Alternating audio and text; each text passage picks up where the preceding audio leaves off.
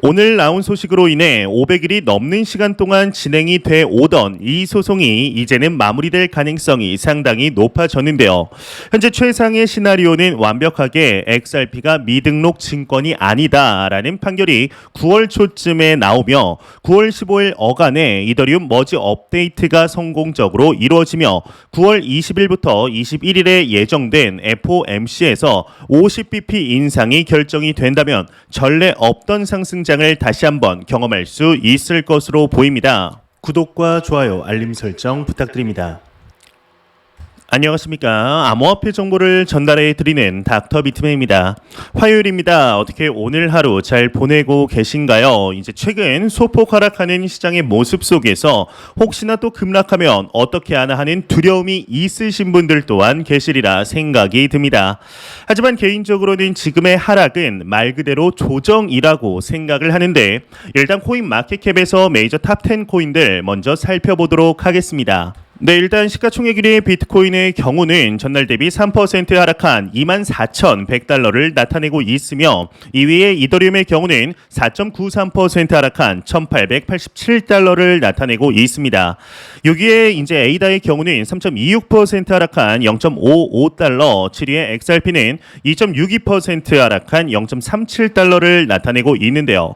비트코인의 도미넌스, 이더리움의 도미넌스 각각 살펴보게 되면 40.2%, 20.1%를 나타내면서 여전히 강력한 시장 지배력을 보여주고 있습니다. 그렇다면 과연 비트코인 롱숏 비율은 어떻게 되는지 그 비율을 한번 확인해 보도록 하겠습니다. 일단 비트코인의 경우는 롱 포지션이 64%로 더욱 우세합니다. 이더리움을 보게 되면 동일합니다. 66%로 더욱 우세한 모습을 확인할 수 있으며 XRP의 경우는 약 70% 정도로 롱 포지션이 더욱 우세한 모습을 확인할 수가 있겠네요. 현재 암호화폐 시장이 가격적인 측면 소폭 하락하고 있지만 그럼에도 많은 데이터들은 상승을 이야기하고 있습니다. 예, 오늘 하나의 분석이 나왔는데 비트코인 무기한 선물 펀딩비 기준으로 모멘텀이 긍정적이라고 합니다. 이에 관한 자세한 내용 함께 보도록 하겠습니다. 분석, 최근 비트코인 무기한 선물 펀딩비 기준 모멘텀이 긍정적이다 헤드라인이 장식이 되어 있습니다. 크립토 퀀트의 기고자 차투데이가 지난 몇 주간 글로벌 암호화폐 거래소 내 비트코인 무기한 선물의 일평균 펀딩비가 대부분 양수를 기록하며 추가적인 상승 모멘텀을 쌓고 있다 진단을 했다고 합니다. 이와 관련 그는 비트코인의 가격이 24,000달러 선을 회복했다는 것은 신뢰도 높은 매수 시그널이 되었지만 지난 7월 18일에서 20일 펀딩비는 이상적이지 않았다. 개인적으로 비트코인 가격이 최소 26,000달러 선까지는 상승 여력이 남아있다고 생각한다. 중기적인 목표가는 28,000에서 32,000달러 구간이다. 해당 구간은 매도 관점 투자자들의 맥스페인, 즉 가장 많은 옵션 매수자가 프리미엄을 잃는 가격대인 동시에 대다수의 약세 관점을 무효화할 수 있는 가격대라고 설명을 했다고 합니다. 여기서 선물 펀딩비라는 것이 조금은 어렵게 느껴지시는 분들 또한 계시리라 생각이 듭니다. 일단 여기서 보통 기사에서 나온 바와 같이 선물 거래는 보통 무기한 비트코인 대 USDT를 사용합니다. 이제 전통적인 선물의 경우는 마감 기한이 정해져 있는데 반해서 여기는 기한이 없죠. 이 마감이라는 것은 약정을 체결하거나 청산당하는 것이라고 보시면 되는데요. 이게 어떻게 보면은 현물 거래와 조금은 비슷해 보이기 도 합니다. 그런데 이제 선물과 현물은 전혀 다른 메커니즘으로 운영이 되는데요. 그 중에 하나가 바로 펀딩비입니다. 이제 이는 선물을 하는 분들뿐만 아니라 이 현물을 하는 사람들도 투자자 분들도 이해하시면 도움이 되는데요. 일단 바이낸스의 선물 차트를 한번 보도록 하겠습니다. 네, 여기 사진을 보시게 되면 파란색 동그라미 그리고 초록색 동그라미 그리고 오른쪽에 펀딩이라고 적혀 있습니다. 이 펀딩 밑에 0.0032%라고 되어 있는데 이것이 펀딩비라고 보시면 되는데요. 일단 퍼센테이지로 적혀 있어서 조금은 복잡하죠. 이 펀딩비 자체를 산출하는 자세한 공식은 나와 있지 않지만 이 선물과 현물의 가격 차이를 근거로 한다는 점에서 보면 이 선물과 현물의 관계를 반영한 결과입니다. 이제 이 차이를 퍼센테이지로 나타내게 되면 오른쪽 펀딩비 0.0032%가 되게 벌이게 되는 것인데요. 이제 선물은 말 그대로 상승에 기대하면 롱 포지션, 하락할 것을 기대하면 숏 포지션이 우세하게 되는데, 이를 조금 더 쉽게 말하면 현물의 가격보다 선물 가격이 비싸면 불장, 즉 상승장을 예상하는 투자자분들이 많다는 것입니다. 이제 다시 바이낸스 선물 사진을 보게 되면 파란색 동그라미가 선물 가격, 초록색 동그라미가 현물 가격이죠. 이 파란색 동그라미인 선물 가격이 초록색 동그라미인 현물 가격보다 약 9달러 정도 더욱 높은 것을 확인할 수가 있습니다. 그렇다면 펀딩비는 어디에 쓰느냐? 이건 거래소가 수수료로 취득하는 것이 절대로 아닙니다. 이제 트레이더 간의 계좌에서 자동으로 이동을 하도록 설계가 되어 있는데, 이렇게 하는 이유의 경우는 가격 차이에 대해서 일정 비율을 상대방 포지션에게 지불함으로써 선물과 현물 간의 가격 차이를 줄이고 균형을 맞추기 위해서 진행이 되게 됩니다. 일단 펀딩비가 플러스라면은 롱 포지션 투자자들이 숏 포지션 투자자들에게, 펀딩비가 마이너스라면 숏 포지션 투자자들이 롱 포지션 투자자들에게 이제 지불을 하게 됩니다. 여기서 총 3번, 한국 시간으로 오전 9시와 오후 5시, 새벽 1시 이렇게 3번의 펀딩비를 지불하게 되는데요. 그렇기 때문에 커뮤니티를 돌아다니다 보면 뭐 약속의 1시, 약속의 5시 뭐 이런 것이 이제 보통 펀딩비 지불 시간을 기준으로 이야기를 하게 됩니다. 이제 소액 투자를 하는 사람들은 크게 신경이 안 쓸 정도지만 기관급 투자자들은 가만히만 있어도 하루에 3번 수수료가 적지 않은 양이 나가기 때문에 펀딩비 계산 전에 포지션을 정리하고 재진입할 가능성이 있기 때문이죠. 일단은 뭐 펀딩비에 대해서 최대한 쉽게 설명한다고는 했는데 어떻게 잘 설명이 되었는지 이해가 가셨는지 모르겠습니다. 그렇기 때문에 방금 나온 기사에서 무기한 이제 펀딩비 기준으로 모멘텀이 양호하다는 것은 롱 포지션이 우세하여서 펀딩비가 플러스를 나타내고 있기 때문에 상승해 볼 곳이 아직 져버리지 않았다라고 해석이 가능하게 되는 것이죠. 이런 소식과 더불어서 이제 매일같이 나오는 리플 XRP에 관한 소식 오늘도 또한 나왔습니다. 이제 현재 리플사의 경우는 미 SEC와의 미등록 증권 소송으로 힘든 시간들을 보내고 있는데요. 그럼에도 사업은 잘 확장이 되고 있습니다. 이 소송과 관련하여서 상당히 유의미한, 그리고 리플사에게 굉장히 유리한 소식이 나왔는데, 일단 백문이 불여일견이라는 말이 있죠. 내용부터 보도록 하겠습니다. 미 법원 동영상 플랫폼 힘먼 발언 담긴 영상 제공해야 한다. 리플 측의 요구를 받아들였다. 헤드라인이 장식이 되어 있습니다. 암호화폐 전문 미디어 유투데이에 따르면 리플과 미국 증권거래위원회 SEC의 미등록 증권 판매 소송 담당 판사인 사라 넷번이 윌리엄 힘먼 연설 영상을 확보할 수 있게 해달라는 리플 측의 요청을 받아들였다고 합니다. 이와 관련해 미디어는 리플은 이번 소송과 관련하여서 힘먼의 발언이 담긴 영상을 확보하려고 하고 있는데, 해당 영상을 보유 중인 동영상 플랫폼은 당사자가 아닌 제3자가 영상을 내려받는 것을 금지하고 있다고 하는데요. 이에 따라서 리플은 자료 제출을 강제할 수 있는 소환장 제출을 요구했고 법원이 이를 허용했다, 이렇게 이야기를 하고 있습니다. 이 힘먼 연설의 경우는 리플사와 SEC 간의 미등록 증권 소송에서 결정적인 역할을 할 수 있는 증거 자료로서 당시 SEC 임원이었던 힘먼이 비트코인과 이더리움은 유가 증권이 아니다라고 언급한 내용이 포함된 것으로 알려져 있습니다. 이제 슬슬 게임이 끝나가는 것이 보이고 있습니다. 이 윌리엄 힘먼의 발언을 두고 SEC는 내부 기밀 문서라며 지속적으로 재판에서 공개하기를 거부하였습니다. 이제 비밀 유지권에 해당하는 기밀 문서라면서 법원에 지속적으로 요청을 하였고, 이에 리플사의 경우는 SEC의 이러한 요청에 대해서 이를 기각해달라라는 목소리를 내고 있었죠. 이제는 사라 넷번 판사의 경우도 이제 더 이상 시간을 지체할 수 없었던 것이었는지 이러한 판결을 내린 것인데, 이번 내용의 주요 골자는 여기에 있습니다. 바로 해당 영상을 보유 중인 동영상 플랫폼은 당사자가 아닌 제3자가 영상을 내려받는 것을 금지하고 있다. 이에 따라 리플은 자료 제출을 강제할 수 있는 소환장 제출을 요구했고 법원이 이를 허용했다라는 것이죠. 이제 이 말은 원래는 이 자료를 다운받기 위해서는 윌리엄 힘먼이 이제 직접 다운받아 제출을 해야지만 증거 효력이 발생을 하게 되는데, 이제는 이를 리플사가 직접 자료를 다운받아서 제출을 해도 증거 효력이 발생을 한다는 것이죠. 이 법이라는 게 참 희한해서 그동안 이에 대해서 조금은 이상하게 생각하신 분들 또한 꽤 계실 것입니다. 그냥 구글에만 윌리엄 힘먼 이더리움 발언, 비트코인 발언을 쳐도 그때 당시의 기사가 수두룩하게 나오는데 이거 쓰면 되지 않냐라고 생각하실 수 있습니다. 하지만 또 이것 자체가 증거로 채택이 되느냐, 채택이 돼서 효력을 가지느냐는 별개의 문제이기 때문이었는데요.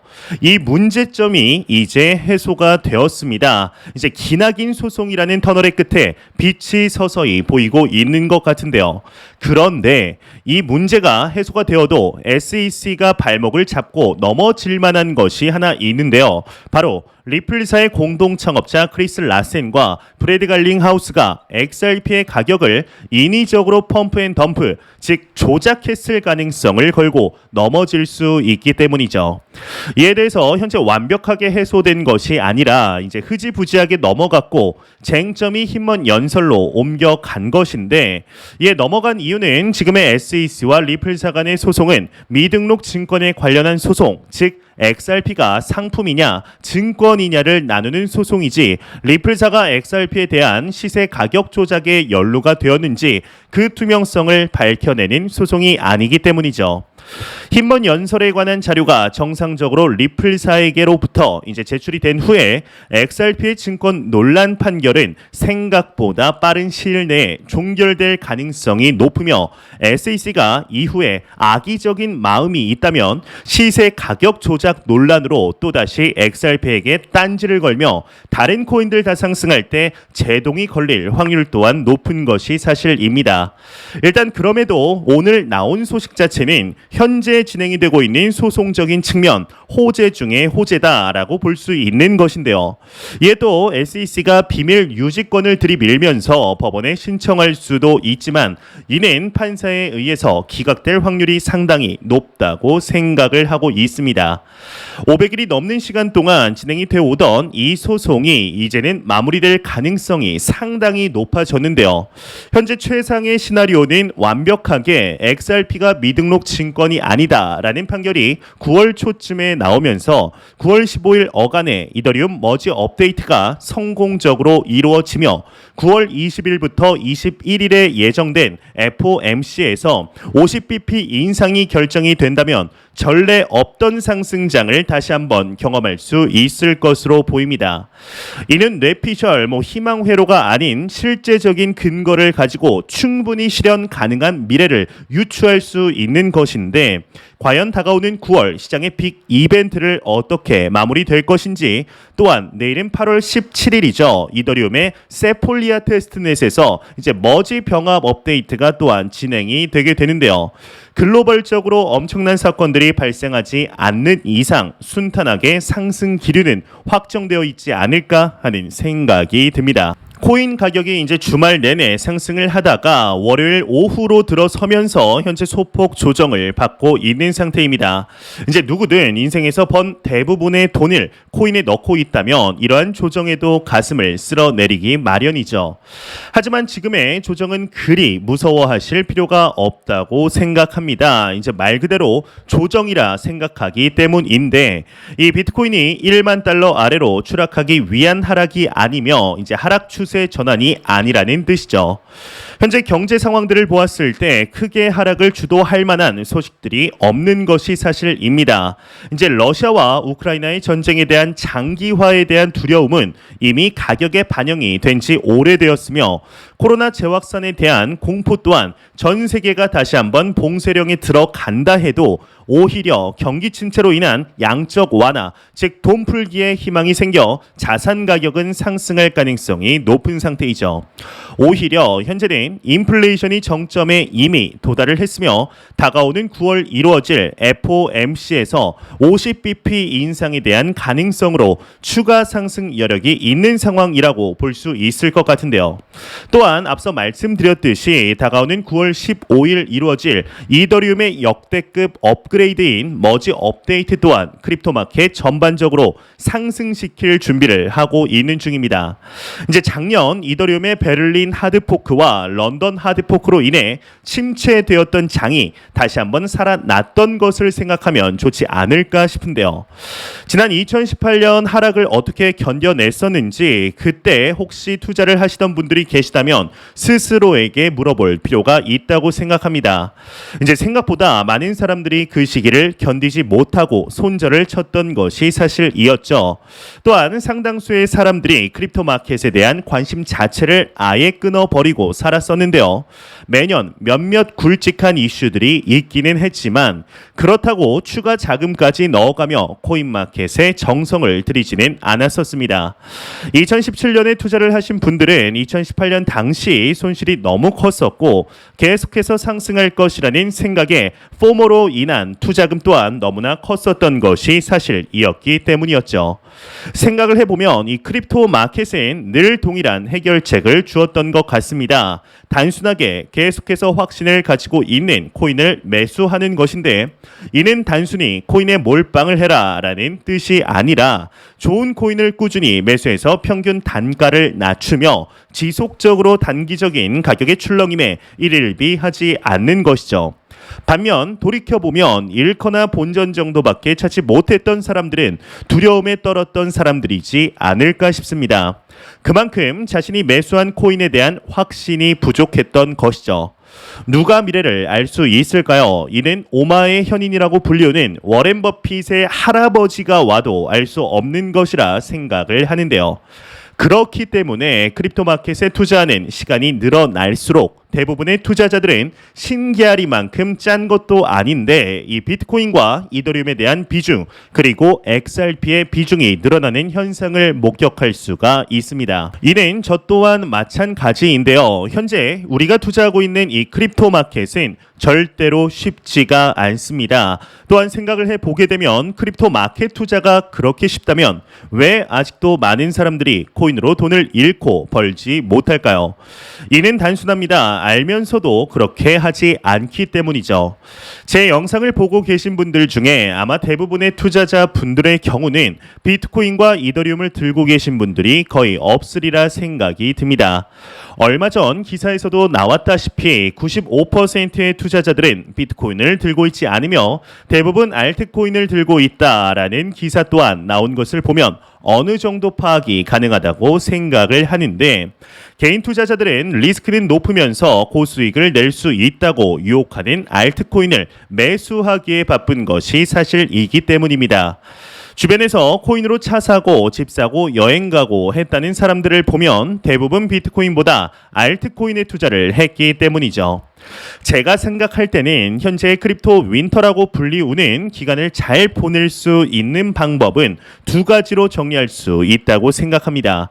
일단 첫 번째는 코인의 일부를 스테이킹하는 것입니다. 단 이더리움의 스테이킹은 예외인데 묶이면 일단 이더리움 2.0이 완료될 때까지는 풀지 못하기 때문이죠. 다만 전체를 다 스테이킹하지 말고 일부만 스테이킹해서 이자를 받는 것이 중요하다고 생각을 합니다. 시간이 곧 돈이기 때문이죠. 두 번째로는 포트폴리오를 단순화해서 집중하는 것입니다. 예를 들면 이제 매월 들어오는 수입에서 투자금을 따로 떼어내어서 비트코인과 이더리움을 집중 매수하는 것인데요. 여러 알트에 나누다 보면 결국에는 평균 단가를 낮추는 효과도 미미하죠. 알트코인의 경우는 비트코인이 급등하면 결국에는 따라 오르기 때문에 일단은 비트코인과 이더리움을 위주로 포트폴리오를 구성하면서 리스크를 최소화시키는 것이 가장 좋지 않을까 싶은데요.